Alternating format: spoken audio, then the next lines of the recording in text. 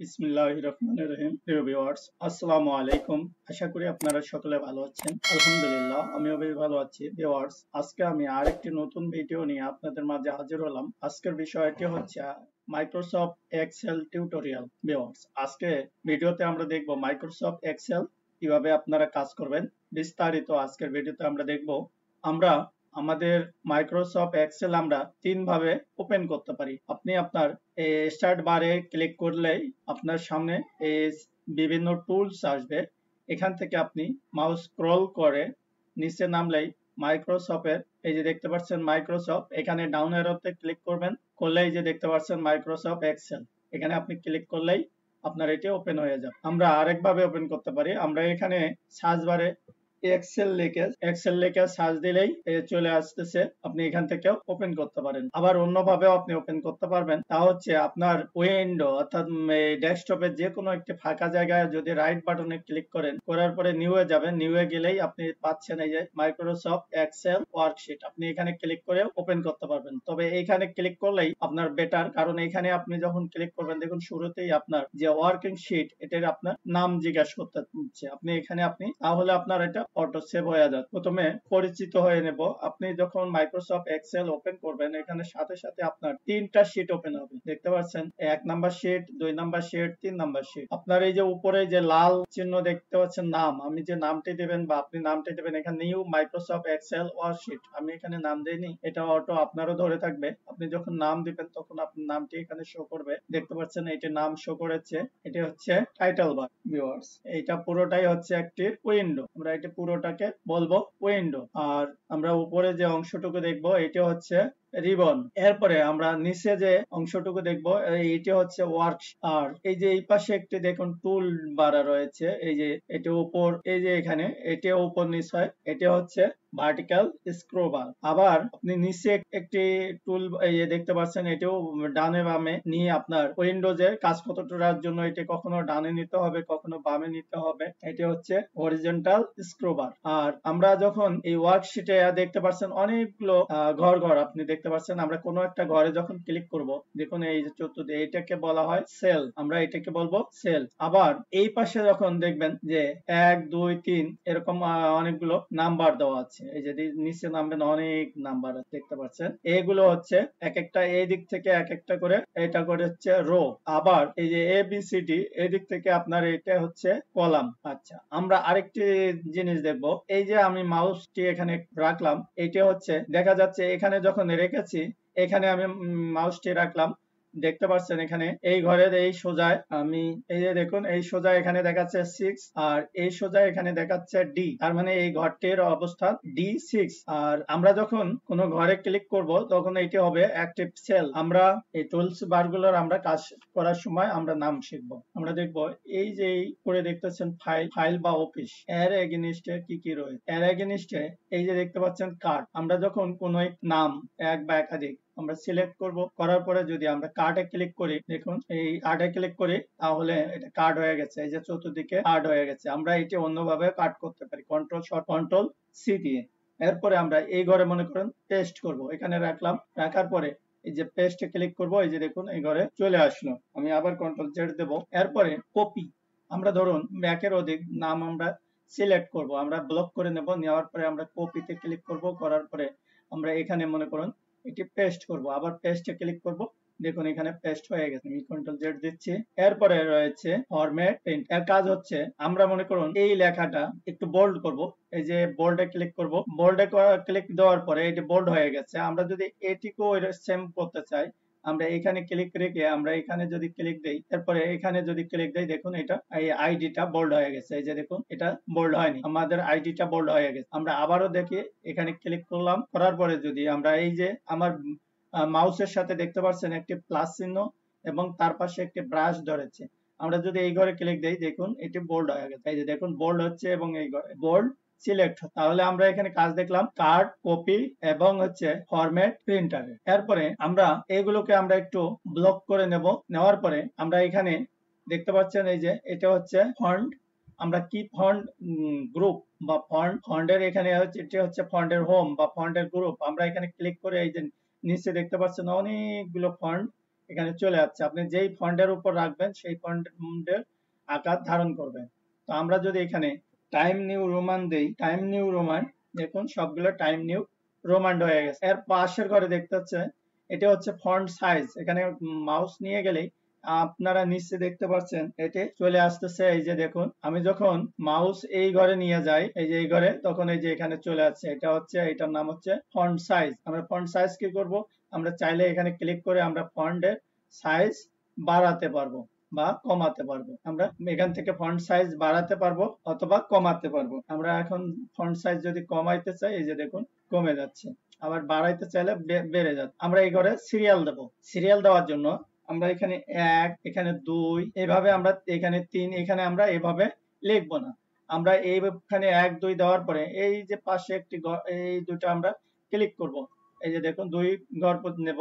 নেওয়ার পরে আমরা এই যে নিচে একটু এই ধরে আস্তে করে মাউস ড্র্যাগ করে নিচে নামবো। এই যে দেখুন আমরা এখানে সারি দেব। এই যে দেখুন আমাদের ঘরে আমাদের সিরিয়াল হয়ে গেছে। আবার আপনি এরকম যদি করেন তবে প্রথমে 1 অথবা 1, 2 দুইটা চাপতে হবে। চাপার পরে আপনি এভাবে নিচে নিয়ে যাবেন। আমি কন্ট্রোল জেড দিয়ে মুছে দিচ্ছি।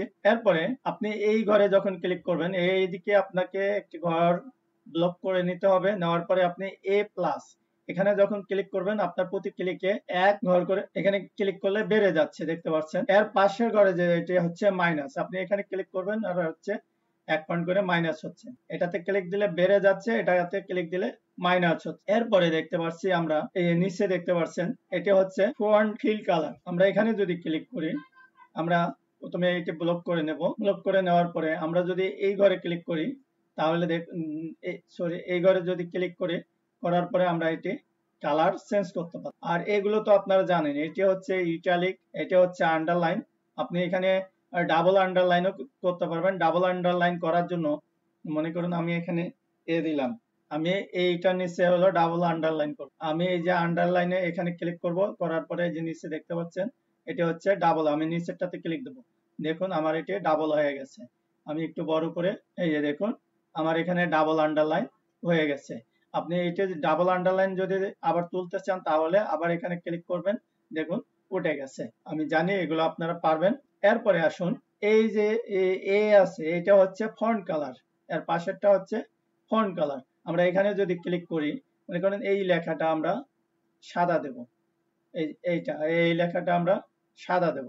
দেওয়ার জন্য আমরা ব্লক করলাম, করার পরে মানে দেখে দিতে হবে যে আমরা কোনটা সাদা করতে চাচ্ছি, সেটা প্রথমে ধরতে হবে। এই যে আমরা দেখুন সাদা করলাম। এরপরে আমরা চাই যে এখানে এভাবে আমরা ব্লক করতে পারি, অথবা আরেক ভাবে আমরা এই ঘরে যদি ক্লিক করি, দেখুন আমাদের সব পুরো পেজটাই আমাদের ব্লক হয়ে গেছে। আর আমরা যদি ইন্ডিভিজুয়াল কোনো লেখা কিংবা কোনো সংখ্যাকে আমরা ব্লক করতে চাই, তাহলে আমরা এরকম করে একটা ধরবো, ধরার পরে আমরা শিফট ধরবো। ধরুন এই যে এইটা আমি ব্লক করলাম, এই যে এরকম। তারপরে এইটা, এই যে এইভাবে আমরা শিফট ধরে আমরা ব্লক করতে পারি, মানে নির্দিষ্ট কিছু সংখ্যক ব্লক করতে পারবো। তো এরপরে আসুন আমরা এই যে এখানে একটি, আমরা এই ঘরগুলোকে আমরা এই যে এখন যে বর্ডার আছে, আমাদের এইগুলোতে বোঝা যাচ্ছে না, আমরা লেখার সাথে চতুর্দিকে বর্ডারের মতো আমরা ঘর ঘর দেখতে পাচ্ছি, কিন্তু এখন আমার এখানে কোনো বর্ডার বা ঘর নেই। আমরা এর জন্য আমরা দেখব কি প্রমাণ করার জন্য, এই যে ফাইলে যাব, ফাইল থেকে আমরা প্রিন্টে যাব, প্রিন্ট গেলে প্রিন্ট প্রিভিউ, এটা হচ্ছে প্রিন্ট প্রিভিউ। আপনারা দেখতে পাচ্ছেন এখানে কোনো বর্ডার নেই, একবারে সাদা দেখা যাচ্ছে, শুধু লেখাগুলো দেখা যাচ্ছে। এজন্য আমরা কি করব, এটিকে আমরা ব্লক করে নেব। আপনি যতদূর ব্লক করে নেবেন বা ধরে নেবেন, তত দূরেই আপনি এই বর্ডার গুলো সবগুলো ঘরে হয়ে যাবে। এই যে দেখুন অল বর্ডার দিয়ে দিলাম। আমাদের এখানে শুধু এগুলোতে কিন্তু বর্ডার নেই। আপনি চাইলে এই লেখাটার উপরে শুধু বর্ডার দিতে পারবেন, ডানে দিতে পারবেন, বামে দিতে পারবেন এবং নিচে দিতে পারবেন। এই যে ধরুন এখানে দেওয়ার পরে আপনি ক্লিক দিবেন, এই যে দেখুন এখানে দেখতে পাচ্ছেন এই যে লেফট বর্ডার, এখানে ক্লিক দেন, দেখেন লেফটে বর্ডার হয়ে গেছে। যদি কেউ আপনার হয়তো বা দেখা যাচ্ছে না চিকন ফন্ট কালার বর্ডারের লাইনটি, আপনি এখানে আসেন, এই যে দেখুন একটি বর্ডার হয়ে গেছে লেফটে। এরপরে আপনি এগুলো দেখতে পাচ্ছেন, এগুলো হচ্ছে অ্যালাইনমেন্ট। অ্যালাইন করতে চাইলে যেমন আমার এই লেখাগুলো দেখুন, এটা হচ্ছে লেফটে, এটা গেছে লেফটে, এটা গেছে লেফটে। তো আমরা যদি এগুলোকে মিডিলে নিতে পারি বা অ্যালাইন করতে পারি, তাহলে আমাদের লেখাগুলো সুন্দর দেখাবে। যেমন আমি এখানে মিডিলে ক্লিক দেই, দেখুন মিডিলে চলে আসে। আবার লেফটে ক্লিক দেবো, লেফটে চলে যাবে। রাইটে ক্লিক দেবো, রাইটে ক্লিক চলে যাবে। আরেকটি দেখুন, এখানে যখন আপনি অঙ্কে লিখবেন, দেখুন এটা হচ্ছে ডাইনে চলে যাচ্ছে। আর যখন আপনি এবিসিডি লিখবেন, দেখবেন এটা বামে চলে যাচ্ছে। এই যে দেখুন, আপনি এখন হয়তো এই লেখাগুলো থেকে অ্যালাইন করতে পারলাম। আমরা এরপরে পাশে দেখতে পাচ্ছেন এই যে এবিসি, আমরা এইটা কি আমরা দেখব। এই পাশের যে ঘরগুলো, এগুলো দেখুন কিরকম হয়। এখানে ক্লিক দিলাম, দেওয়ার পরে এই যে নিচে এটাতে ক্লিক দিলাম, দেখুন আমার এই লেখাটা কিরকম হয়ে গেল। আপনি চাইলে আপনি এখানে ক্লিক দিয়ে আবার এপাশ এটাতে ক্লিক দেন, দেখুন আর একটা ডিজাইন হয়ে গেল। আপনি চাইলে এখানে আপনি হাত দিয়ে মানে আপনার ইচ্ছা মতো করে আপনি নিতে পারবেন। যেমন এই যে আছে, আপনি এটি আস্তে করে ঘুরায় আপনার সুবিধা মতো পয়েন্টে রেখে আপনি ওকে দেন। এই যে দেখুন কিরকম হয়ে গেল। এরপরে আপনি মনে করেন যে আপনার এই ঘরে একটি রো আপনারা দিতে ভুলে গেছেন, আপনি এই ঘরে আরেকটি রো দিবেন। তো রো দেওয়ার জন্য এইটি ব্লক করে নেবেন, নেওয়ার পরে রাইট বাটনে ক্লিক দিবেন, দেওয়ার পরে ইনসার্ট, এখানে ইনসার্ট দেখেন কোথায় আছে, ইনসার্টে একটা ক্লিক দিবেন।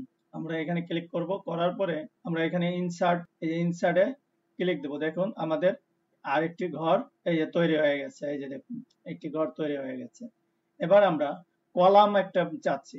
কলাম নেওয়ার জন্য আমরা এই পাশে একটি কলাম আমরা ব্লক করে নেব, নেওয়ার পরে আবারও এখানে আমরা ইনসার্টে ক্লিক দেব। এই ইনসার্টে ক্লিক দিলাম, দেওয়ার পরে বলতেছে আপনি নিচে নেবেন না কোন সাইডে নেবেন, আপনি সাইড ডাউনে নিতে চাচ্ছেন, হাইয়ে নিতে চাচ্ছেন, এখানে বলতেছে। আপনি যে অবস্থা আছে চাইলে এখানে ক্লিক দেন, দেখুন আপনার আরেকটি ঘর বা কলাম তৈরি হয়ে গেছে। এখন চাচ্ছেন আপনি এই কলামটি আপনি রেখে দিবেন, আপনার প্রয়োজন নেই। আপনি প্রয়োজন না থাকলে এইটি ব্লক করে দেন, দেওয়ার পরে আপনি এখানে ডিলিট পাচ্ছেন। এই যে দেখেন ইনসার্টের নিচে ডিলিট আছে, আপনি ক্লিক দেন, দেওয়ার পরে ওকে দেন, দেখুন ওটা চলে গেছে। কিংবা আপনি কন্ট্রোল জেড, অথবা আমরা আরেকভাবে এই কলামগুলো কন্ট্রোল জেড দিচ্ছি, এটাও ডিলিট করব। আমরা অন্যভাবে কলাম এবং রো নিতে পারি, এটা ডিলিট করে দিচ্ছি। আপনি এখানে রেখে আপনি এই যে পাশে দেখতে পাচ্ছেন ইনসার্ট, এই যে ইনসার্ট দেখতে পাচ্ছেন, ইনসার্টে দেন, দেওয়ার পরে এখানে ইনসার্ট কলাম, ইনসার্ট রো, আপনি কি নিতে চাচ্ছেন। ইনসার্ট রো নিতে চাইলে ইনসার্ট রোতে দেন, এই যে হয়ে গেছে। আবার আপনি কলাম নিতে চাচ্ছেন, আপনি কলাম নিতে চাচ্ছেন, এখানে আবার ইনসার্টে যান, কলাম, এই যে কলামে দেন, একটি কলাম হয়ে যাচ্ছে। এখন দেখব এই যে আমরা এই ঘরগুলো দেখলাম, এখন দেখবো যে এই যে ওয়ার্ক টেক্স এবং হচ্ছে মার্জিন, আমরা এইগুলো দেখব। এখন এগুলো আমরা যদি না জানি তাহলে ওয়ার্ক টেক্স এবং মার্কস এইগুলোতে এগুলো আমরা এখন দেখব। এখন ধরুন আপনি এই ঘরে কিছু লিখছেন, আমরা দেখে অনেক সময় ইনভয়েস প্যাকিং লিস্টে এরকম একটু কয়েকটা জায়গা এখানে ইম্পোর্টারের নাম ধাম থাকে, তো এইরকম আর কি। আমরা এখানে যদি লিখি, ধরুন আমি এখানে লিখলাম, এই ঘরে লিখলাম, আমি লিখলাম এই ঘরে যেমন লিখলাম মোহাম্মদ আফজাল হোসেন। এখন আমার এই লেখাটা দেখুন এই ঘর থেকে এই পার হয়ে এদিকে চলে গেছে, কিংবা আরো বড় আপনি লিখবেন, তখন আপনার হয়তো এই দিক পর্যন্ত চলে আসতে পারে। তখন আপনি কি করবেন, আপনি হয়তো এখানে টান ধরে আপনি টান দিয়ে এরকম করে বড় করতে পারবেন। বাট এরকম যখন বড় করবেন তখন কিন্তু আপনার এই লেখাটা প্রিন্ট যখন করবেন তখন আসবে না। এর জন্য আমরা কি করব, আমরা এইখানে রেখেই আমরা এই যে ওয়ার্ড টেক্সে যদি ক্লিক দেই, দেখুন আমাদের সুন্দর করে এক ঘরের মধ্যেই নিচে চলে আসলো। এখন এটি তো চলে আসলো অটোমেটিক ভাবে। আপনি চাচ্ছেন যে এই ঘরে, মনে করুন এই ঘরে আপনি এমডি রাখলেন, নিচের ঘরে আপনি আফজাল হোসেন লিখবেন, তখন কি করবেন, তখন অল্টার প্লাস ইন্টার। আমরা যখন মাইক্রোসফট অফিসে লিখি তখন আমরা ইন্টার চাপলে নিচে চলে আসে, কিন্তু এক্সেল এর ক্ষেত্রে আপনাকে অল্টার চেপে ইন্টার চাপতে হবে, তাহলে নিচের ঘরে চলে আসবে। এরপরে আসুন আমরা এই ঘরে, মনে করুন এই দুই ঘরটি আমরা তিন ঘর মিলে লিখবো। দেখুন আমরা এই ঘরে লিখলাম রেজা এন্টারপ্রাইজ।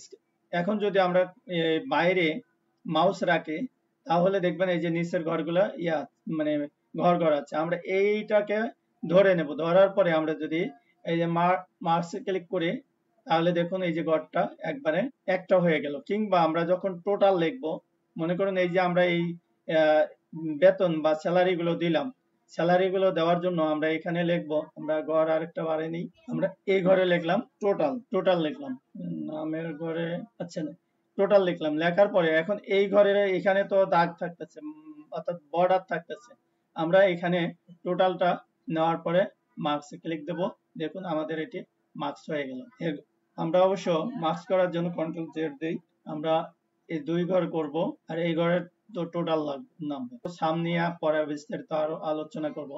এখন আসুন আমরা এই যে পয়েন্টের পরে মানে টাকার পরে আমরা দিতে চাচ্ছি একটা 00 কিংবা এটা কিভাবে দেব?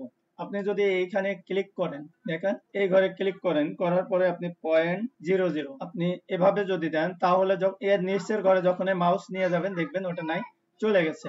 এজন্য আপনি এখানে ক্লিক দিবেন, দেওয়ার পরে এই যে এখানে ক্লিক দিবেন, দিলে আপনার একটা ক্লিক দিলে একটি 0, দুইটা ক্লিক দিলে দুইটা 0, তিনটা ক্লিক দিলে তিনটা 0।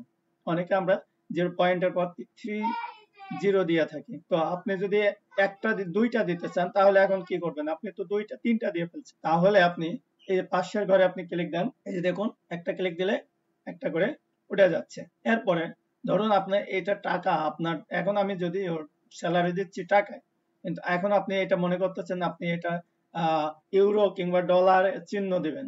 চিহ্ন দেওয়ার জন্য আপনি এখানে ক্লিক দেন, দেখেন এই যে চিহ্ন চলে আসছে। অথবা আপনি এই চিহ্নটা রাখবেন না, আপনি দিবেন বাংলা টাকার চিহ্ন। আপনি এখানে ক্লিক দেন, দেওয়ার পরে মোড়ে যান, মোড়ে গেলে এখানে কয়েকটা সিম্বল চলে আসছে, আপনি মোড়ে গেলে এখানে আপনি টাকারও চিহ্ন পেয়ে যাবেন। এরপরে আপনি এই ঘরে রেখে আপনি যদি এখানে ক্লিক করেন জেনারেলে ক্লিক করলে আপনি এই যে দেখতে পাচ্ছেন এভাবে আপনি 1 2 নাম্বার দিতে পারবেন। আবার এখানে যদি ক্লিক দেন তাহলে দেখেন এই যে টাইম চলে আসবে, কন্ট্রোল জেড দেব। আপনি ইচ্ছা করলে অন্যভাবে আপনি দিতে পারেন। দেখুন এখানে ক্লিক দিয়ে আপনি লং ডেট, আপনি লং ডেটে যদি ক্লিক দেন তাহলে আপনি লং ডেট চলে আসবে। এই যে দেখুন আপনার এখানে এই যে 9 15 এই যে মানে প্রথমে এক সংখ্যা ধরছে, তারপরে 2 সংখ্যা, এরপরে হলো ইয়ার ধরছে। আমরা এটা আবার কন্ট্রোল জেড দেব। আপনি চাইলে এখান থেকে মোড়ে যাব, মোড়ে গিয়ে ডেটে ক্লিক দেব। আমরা ডেটে ক্লিক দিলাম, দেওয়ার পরে আমরা কিভাবে ডেট চাচ্ছি, আমরা এখানে দিন সহ চাচ্ছি, এটাতে ক্লিক দেন, দেওয়ার পরে ওকে দেন, এখানে ক্লিক দিলাম, দেওয়ার পরে আমরা মোড়ে যাব। মোড় থেকে কিভাবে আপনি ডেটটা দিতে চাচ্ছেন, আপনি চাইলে এভাবেও দিতে পারেন। এভাবে দেন, দেখেন কি দেখাচ্ছে। তো এভাবে আপনি সিম্বল গুলো নিয়ে আসবেন, আগে ব্লক করে নিতে হবে। নেওয়ার পরে আপনি এখান থেকে ক্লিক করে আপনি এই যে ঘড়ি টাইম, এই যে পার্সেন্টেজ দিতে পারবেন। তারপরে আপনি এভাবে বিভিন্ন ধরনের সিম্বল আপনি এখান থেকে অ্যাড করতে পারবেন। তো এরপরে আসুন, ভিডিওটা বেশি লং হয়ে যাচ্ছে ভিউয়ার, আমরা এখন দেখবো। মনে করুন এখান থেকে আপনার এই শীটটি অনেক বড় হয়ে গেছে, আপনার শীটে অনেকগুলো নাম রয়েছে, হাজার হাজার নাম। এর থেকে আপনি কাউকে খুঁজে বের করতে চান, এখন আপনি কি করবেন? এখন আপনি কাউকে মনে করেন এই আপনার বিশাল একটা শীট রয়েছে, এই শীট থেকে আপনি কাউকে খুঁজে বের করবেন। তো এই কাউকে খুঁজে বের করার জন্য আপনি যাবেন ফাইন্ড, এখানে ক্লিক দিবেন, দেওয়ার পরে এই যে ফাইন্ডে যাবেন। ফাইন্ডের থেকে এখানে আপনি তার নামটি লিখুন। যেমন আমি লিখলাম, আমি এখানে ছোট হাতের আমি রবিউল ইসলামকে খুঁজবো, আমি এখানে দেব, ক্লিক দেব। ও ধরে ফেলছে, আমি খেয়াল করিনি, আপনারা হয়তো দেখতে পাচ্ছেন। এই যে দেখুন, এই যে চতুর্পাশে একটা রবিউল ইসলামের বর্ডার দিয়ে রাখা এবং পাশের ঘরে হলুদ চিহ্ন দেওয়া আছে, আপনি দেখতে পাচ্ছেন এই যে রবিউল ইসলাম চলে এসেছে। এভাবে আপনারা এখান থেকে ফাইন্ড মানে খুঁজে বের করতে পারবেন। এরপরে আসুন আমরা আরেকটি মজার জিনিস দেখবো, সেটা হচ্ছে আমরা এই নামগুলো এভাবে রাখবো না, আমরা ড্রপ ডাউন মেনুতে রাখবো। তো ড্রপ ডাউন মেনুতে রাখার জন্য আপনি প্রথমে একটি ঘর সিলেক্ট করবেন, যে ঘরে আপনি ড্রপ ডাউন রাখতে চাচ্ছেন। এখানে ড্রপ ডাউন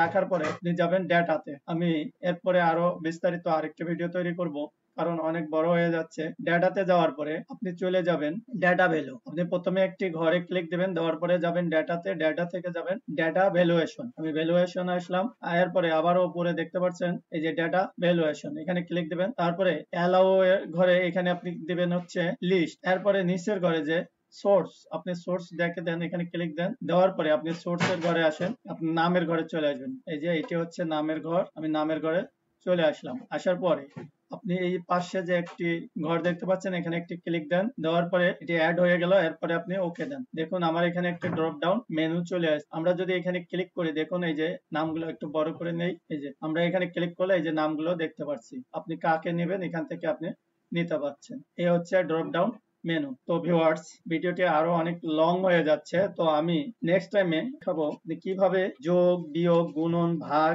করবেন ইত্যাদি ইত্যাদি, আমি নেক্সট টাইমে আমি দেখিয়ে দেবো। তো সে পর্যন্ত ভালো থাকুন। আজকের ভিডিওটি আপনাদের কেমন লাগলো? যদি ভালো লেগে থাকে তো প্লিজ আমার ভিডিওতে একটি লাইক, কমেন্ট এবং শেয়ার করে অন্যদের দেখার সুযোগ করে দেবেন। আজকের মতো এখানেই, দেখা হবে নেক্সটে। আসসালামু আলাইকুম।